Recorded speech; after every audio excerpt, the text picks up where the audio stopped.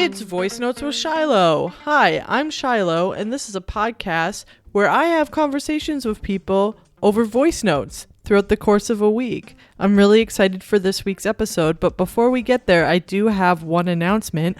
I will be hosting a queer speed dating night at Francis Burger on Thursday, August 21st.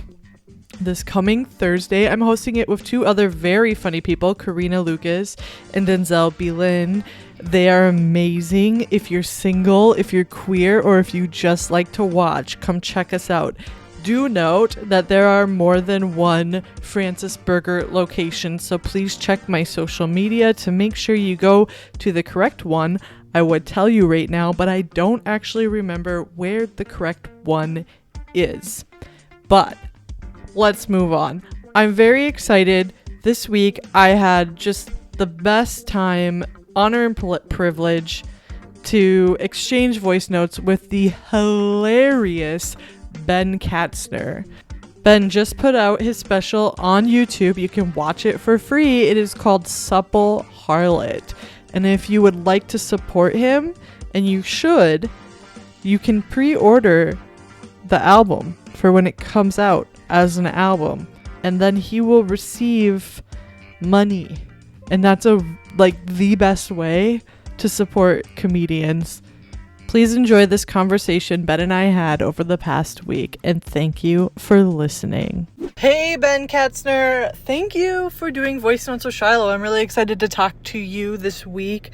Boy, did I have a little bit of a Monday in the best possible way. I started the new position at my new job and I did all the training, but here's what happened. So with these trainings, you have to pass an assessment and you only get 3 tries. And I went in there that's probably the perfect amount of tries for me to sort this out, right? So I do the first training, write down all my notes, go to do the test. First try, I thought I did good, and you're supposed to get 80% to pass, and I was like, I feel like the amount of answers I got correct were 80%, but then it had a little button next to it that said retake test, and I was like, oh no, today is not going to go the way I thought it was. And then so I retook the test and I got one more answer right. There was only one, I only got one wrong. Let's put it that way. The second attempt. And so I was like, well, okay, now I trust my math. That is far more than 80% correct.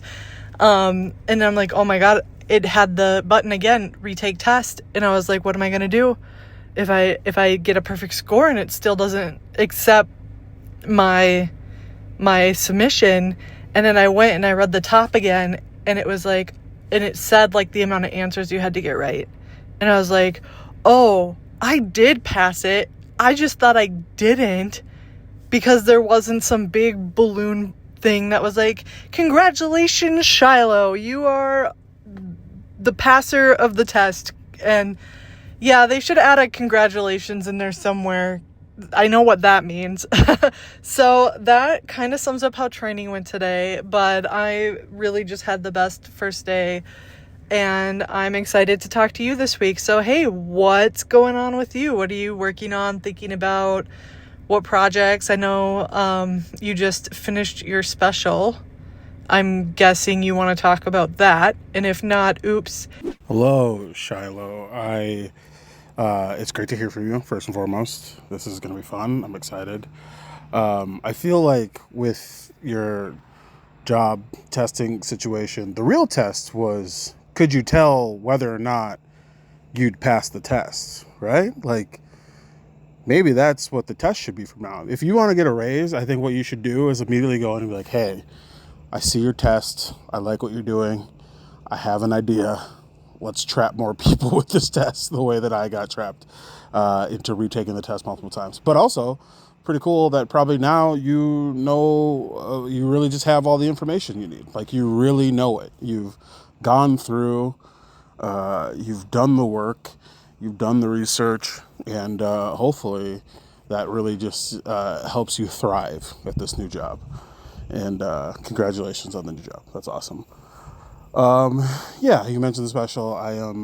It's actually currently debuting on YouTube right now. My wife is watching it. I can't do it. I don't want to be in the house while my voice is ringing throughout the living room. So I'm outside. And I'm going to tell you right now, comedy, not for me. I don't think I should be doing this. I don't think this might be the last podcast I ever do. This could be it.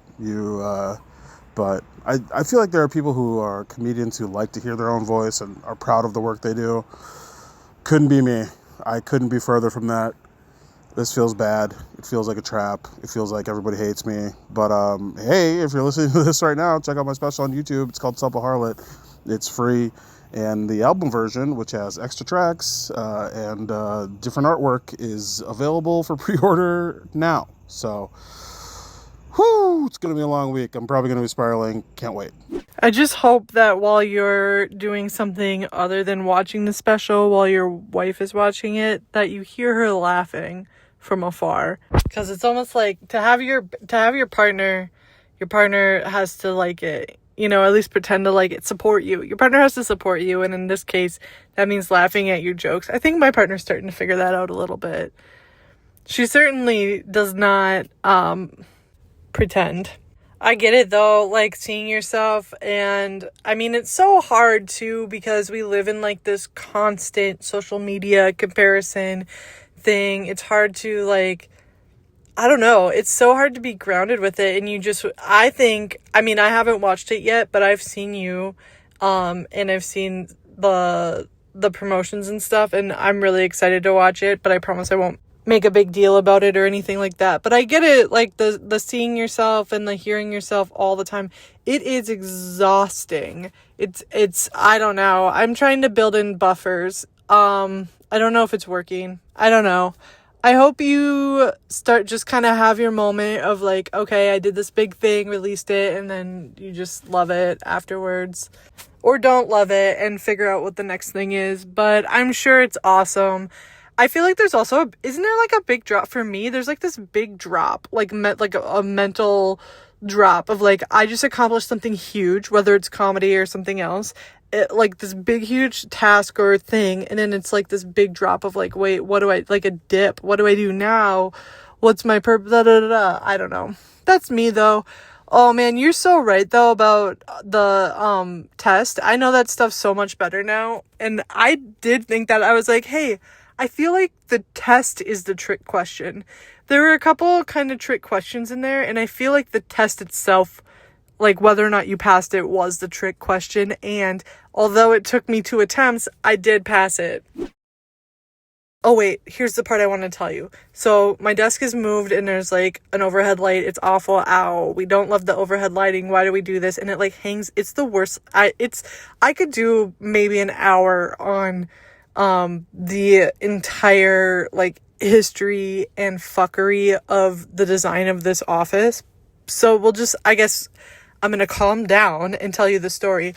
The light was killing me. So I went down the street and I got a baseball, like a cap, like a bro-y trucker hat. And I ended up looking at myself. I'm wearing like my nice work clothes and like this hat. And I'm looking at myself as like, oh my God, I am one Lacoste polo away from being a finance bro. And I think I'm going to lean into it. I think that is the next phase of my life, is Shyloh goes full finance bro. Maybe I should write a screenplay about it, but probably not because I'm super tired from like looking at the computer all day. Anyway, that is more than enough for me for now. So regarding, your partner being supportive and everything, I think that's like a hurdle that people forget for comedians, of just like, yeah, that's like one of our biggest audience members that we're trying to win over. And I'm going to be vulnerable here. I'm going to let you know, my wife laughed one time, and it was because she was laughing at someone else's laugh. So that tough audience, tough crowd in the Katzner household. But to her credit, and to be fair to her, she's seen a lot of these jokes for some of them, maybe almost 10 years, maybe more. And she was at both recordings for the special. So I don't know. She's a glutton for punishment. I don't know why she felt like it was important for us to watch it. I felt like if she thinks it's important, I think it's important. I just also physically couldn't be in the room. So I was wandering around doing a bunch of dumb stuff and being like, oh, I guess I'll fix this or move this blade of grass around a little bit outside or go upstairs and come back down and see if we're still doing it. But yeah, now that we're a little bit removed from it, in the sense that this came out yesterday, and now um, I am very grateful for the support from everyone. It is just I am a hard processor of nice things, and I am a perpetual okay, what next kind of person, to my detriment, I would say. I wish I could sit in this and enjoy it, but that's not really how my brain works. So right now we're actually on the way to an open mic to go try out some new bits and see what happens with those. Um, yeah, I your and also just your day job stuff. Isn't it fascinating how quickly we just assimilate to the culture there? Like there's so many times where I go in, I just become a different Severance is honestly like whether you like the show, you don't like the show, just truly the idea of just being like, hey, you know how we're all different people at work is such a universal experience, and like I love that. I love that they tapped into that. I When people find out that I'm a comedian at a job, they are flabbergasted. They are shocked. They are confused because I am the most boring person at a desk that you'll ever meet in your entire life. Also, I want to add, as a straight man, um, I understand that a lot of people think that I probably love an overhead light. I probably love, terrible lighting that makes you look like you're about to either be attacked or just got attacked in a horror movie. But I want to stand up right now and just say I'm an advocate for good lighting. Maybe I give a little more leeway to an above the head light than most. Maybe I'm still holding on to the past a little bit there, but ample, interesting, soothing lighting is important. I want to say that. I think it's important for me to say that for me and for my culture. Okay. We are not a monolith. We are not what you see on TV and in the news. Um, I'm hoping that the lighting situation gets fixed for you. I think that's important. So I'm gonna have to finally watch Severance because it's been referenced to me so many times that you motivated me. I'm gonna watch it sometime pretty soon. But the separation thing, yes, I get that. My lives are so different. Although I'm so like neurodivergent, I guess, that people are generally not surprised to find out that I'm a comedian, because I don't know, exist in the world in this like really awkward way. Um, but people who know that I'm a comedian and then want to get to know me, they're often very shocked and surprised to find out that I'm actually quite shy. I'm quite boring. And it's wild because I love being in comedy because the comics get it and see it because there's just such a vast array of types of people in comedy. And like we're all too tired to even like pretend that we care about impressing each other that much. Or at least I am. Maybe I should try to impress people more. I don't know. Part of me kind of wonders if your wife was watching your special to get you to do housework, the way you described that. Like, it sounds like she's super supportive, which is awesome. I'm actually really grateful. My partner is super supportive, and what that looks like is she doesn't give a fuck about comedy, and that is so perfect. She cares. She cares that I love it. She cares that I'm doing it. But she is not up my ass about it in a good way or a bad way, and that is so nice. I like to keep things out of my ass in that way. Sorry, that got weird. I am excited for this morning, though, because my breakfast is going to be the leftover pizza from Gambit, because if you close the show at Gambit, you get a free pizza. And I always get the honey spicy one, and then it gets messy, and I'm like, oh no, my hands are all full of greasy sticky food and now I have to go do a set. But now I'm going to eat that for breakfast and it was all worth it. I just want to be clear. I've never actually seen all of Severance. I've seen the first season. Cool, fun, had a great time. Wow, did we learn a bunch. And then I think I maybe got 1 or 2 episodes into the second season.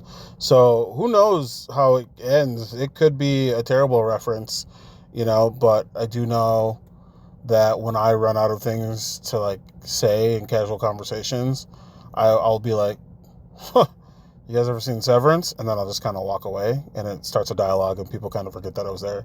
It's a good trick if you ever want it. Also, shout out to Pizza for Breakfast. Like, I think it's a slept on. I think we're in like 2025. I think we're beyond the idea of like certain foods are for certain times. I think it's like whatever food you want at whatever time you want. And like, maybe we say in moderation, sure. I'm not that kind of like, hey, I am your body, your choice, full energy. So like, maybe that's up to you. But like, yeah, if I want a steak for breakfast, who cares, And if I want pancakes for a midnight snack, let me have that too. You know what? I want a salad for brunch. Stop me. I dare you. You can't do it. You know what I mean? So I love food freedom. As I'm sure many people will be like, we could tell by your body. But in general, I like the idea of just living your best life. We're adults. We can have things when we want them. And I love pizza for breakfast. I might do it tomorrow. Who knows? So I feel like I should share this with you. I don't know. I just need to talk to someone about it. I'm trying to do some press for the special and for shows coming up and whatever. And I'm lucky enough to be on the radio. And on this radio show, I feel like I just accidentally implied that I have a foot fetish, which I don't. And I don't know how to like, do I have to like write in? Do I have to take out like an ad? Is there like a billboard I should put up to be like, hey, when I said we, I actually meant not me. So they like, that's what people need to know. I don't want to be like, what if I get out there and people are like, oh, it's the foot fetish comedian. I don't want that. I don't want that to be who I am, because it's not. So yeah, I'm just looking for advice, I guess, here. I don't know if I'm even supposed to be sending this. This is something I should send to my therapist probably. But tell me what you think. Actually answer this. Have you ever been in like a position where you're trying to have fun and trying to riff and have a good time, and then you just say something completely awkward and then you just have to sit in that for a while? If so, what was it, if you were comfortable sharing? Oh my God, radio interviews are the worst. Actually, they're really fun to be in the studio, but then afterwards it's like there's no way you can like process everything you just said, and it's crazy. And I'm sorry you went through that today. I'm sure it's not as bad as you think it is. In my experience, listening back, always it's not that bad, or not as bad is probably a more accurate way to put it. I honestly don't know what I do. I'm trying to think of a specific example, but this is so much of my life that I think I'm just desensitized to it. I will say that for me, it most often manifests in the form of oversharing or going off wild on a topic that no one asked about, but I thought they did ask about it. And then there's like a big confusion of like, I guess I don't know what you meant when you were saying that thing, that, and then I just like hopped off on a complete conversational side quest. Oopsie, sorry. But I am super curious about your foot fetish now, and I'm gonna go look up that interview, and I'm gonna search every radio station to see if it's the kind where they post it online later, and then I'm gonna make audio memes of Ben Katzner's foot fetish. I'm just kidding, I would never do that. And actually the fact that I just said that is kind of like, I would never actually do that. I'd be so guilty. I'm okay. I think maybe it just happened, because here's another coping skill that I use is I will spiral. I just spiral, and then it's like, oh, sorry, I said that. I never would have meant to do that. And it's like, oh, I'm gonna do like this funny like haha thing. It's like, no, just kidding. I would never. That's so mean. I wouldn't even be able to sleep at night. Aside from that, I'm just like in my acceptance era, which is where we just accept it and move on. But I do think it might be like a mass dissociation era where I'm actually masking the acceptance as dissociation, calling it acceptance, pushing it all the way back down, and that shit's gonna come back for me in 20 more years. I just came out of the McDonald's parking lot, like, my body, my choice. Thank you for that one. Happy Friday, Ben. Oh my goodness. So this week, honestly, I've been like pretty stressed out, but like good stresses, because I'm having a lot of good transition in my life. I'm going to be moving. I'm still in town, but I'm moving into a better situation, and, this job stuff and all this. But I was like talking to people and I was like, yeah, I'm super stressed out, but like some of it is also like I have this alternate life in my video game, and it's one of those video games where like I was never going to talk about it online, and I'm not going to tell you what it is because the people who play it will just know. But it's one of those where, like, if that was my real life and I lived in there, I'd be happy forever. You go in the mines and you fight monsters and you farm your farm and you go fishing and you do all this stuff.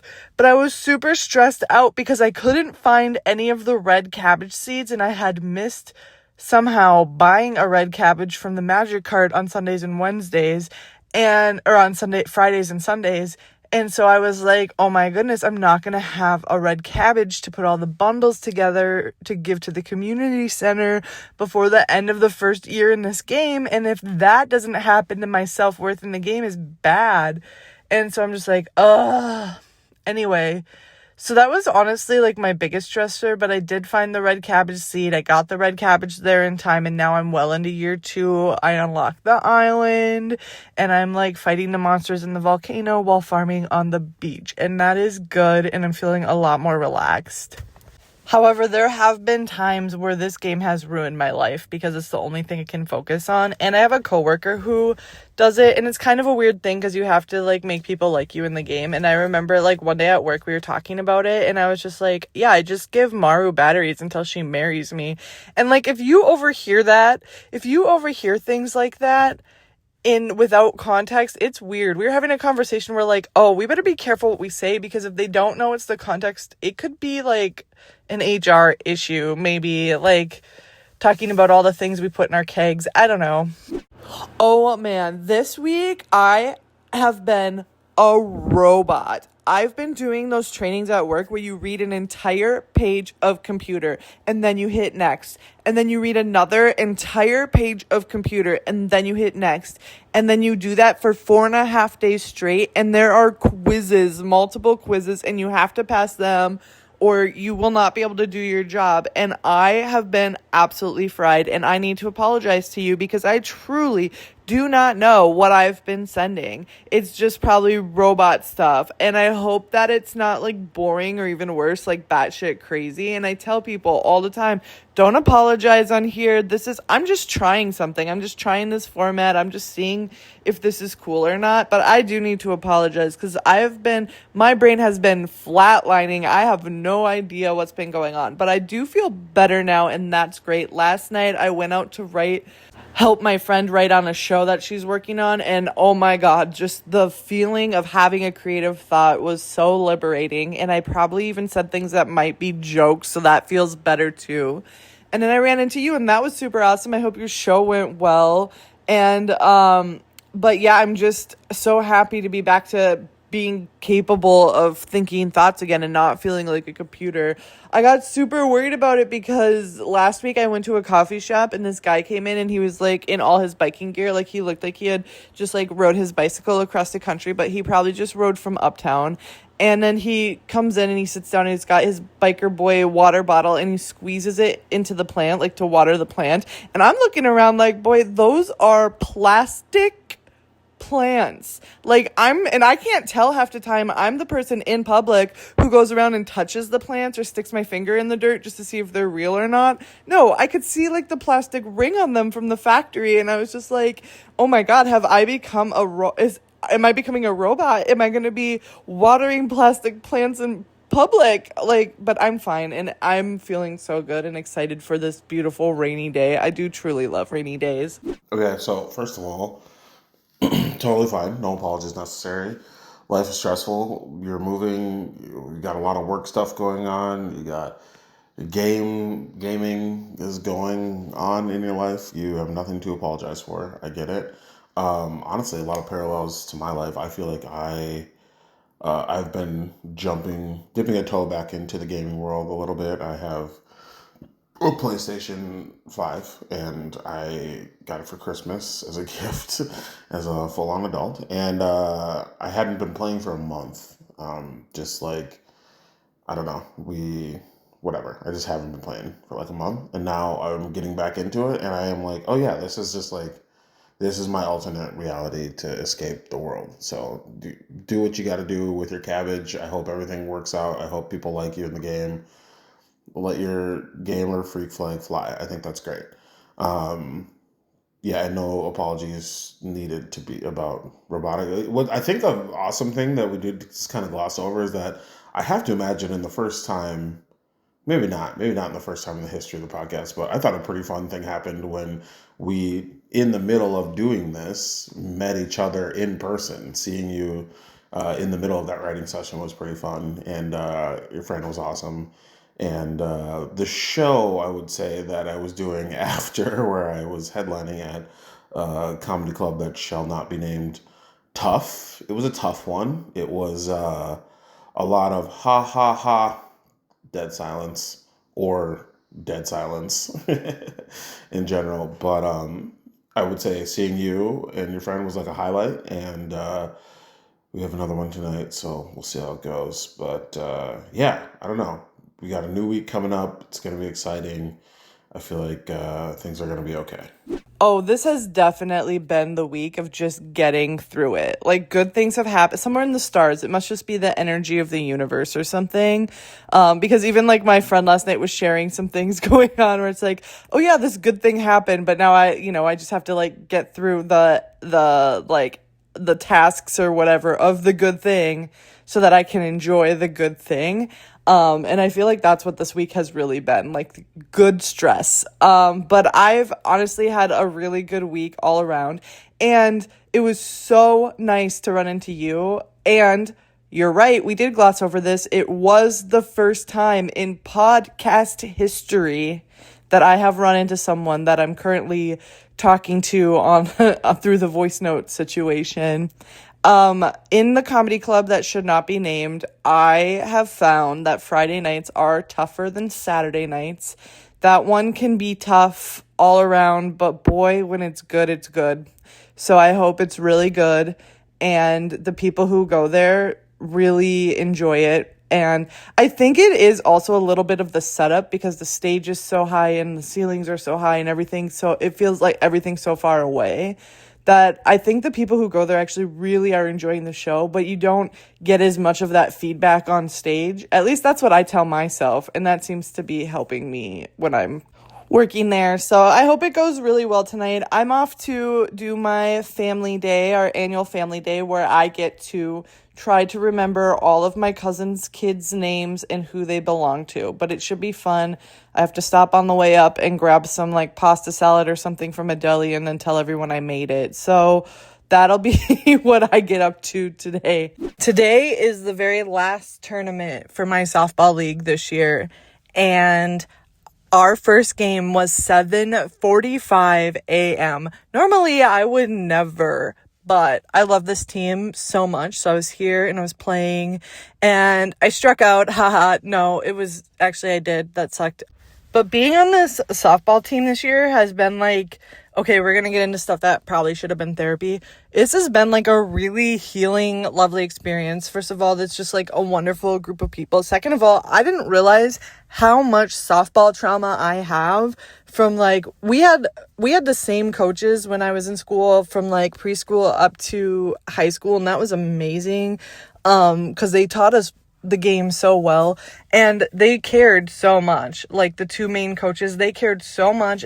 I think they really believed in me. I believe they really wanted the best for me despite like small town situations. I think they really did care about me. That being said, I think that if as a society we understood like neurodivergence and ADHD and autism better, I do think if they knew how to reframe things in the way they communicated with me, I think they would have, but that's not where we were as like a culture. And those things have stuck with me and I can feel it like when things happen in the game, if there are certain mistakes or certain things or certain whatever, I can just, my body, my brain would go back to these moments of I'm going to be in trouble and I'm not exactly sure why. And I could feel that. And it was just, this year has been amazing to be with these people, some of which are also neurodivergent or queer or whatever. And, it's just been like having all that love and support and being able to kind of work through this area of my life that I didn't know I needed to work through. So that's like where I'm going to end this week's voice notes, on like such a positive note. So anyway, I hope your show went really well last night. Go ahead and send me one more message. I want to hear how your weekend wrapped up, and make sure to let people know where they can find you and where they can find your special. And Ben, thank you so much. This has just been a wonderful time talking to you this week, and I know I'll be seeing you again soon. Hello, I'm so glad that you mentioned that about the Friday versus Saturday show situation. That's exactly what happened.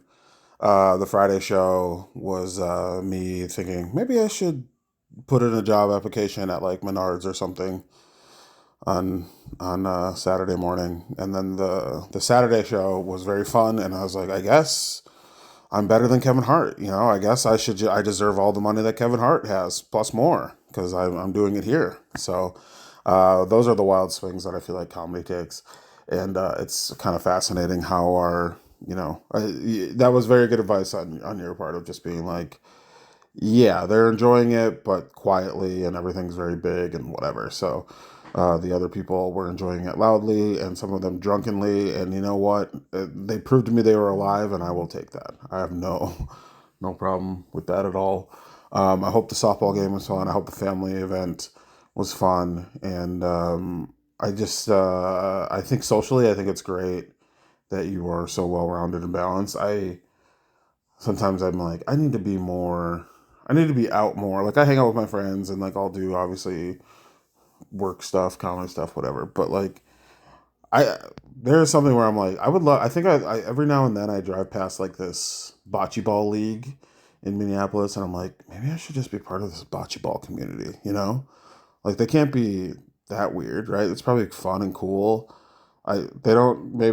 Worst case scenario, maybe they have like loose swingers bocce ball vibes or something, and then I have to deal with that and those shenanigans. But outside of that, I bet they're pretty chill, cool people, Thank you for listening to Voice Notes with Shyloh. An extra special thank you to Ben Katzner. Thank you so much for doing this with me. It's been so much fun, and I'm so grateful that we got to chat a little bit this week.